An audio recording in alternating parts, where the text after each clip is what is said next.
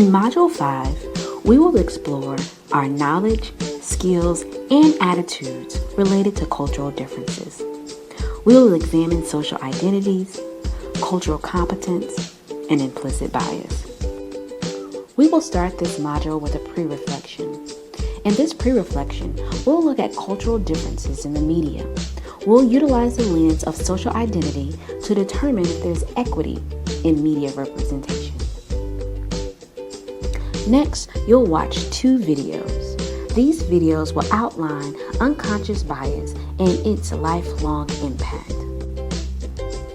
In this module, you'll complete a self-awareness assignment. You will navigate to the Project Implicit website where you'll take 2 implicit association tests.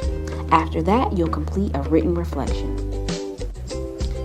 This module has 1 knowledge check, also known as a quiz. It's not bad, we promise. We want to take this opportunity to determine how much of the information we provided you understand.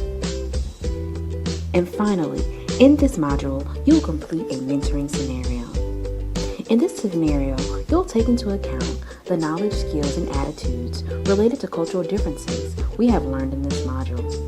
We will put those skills to the test. To get started, click on What to Work On.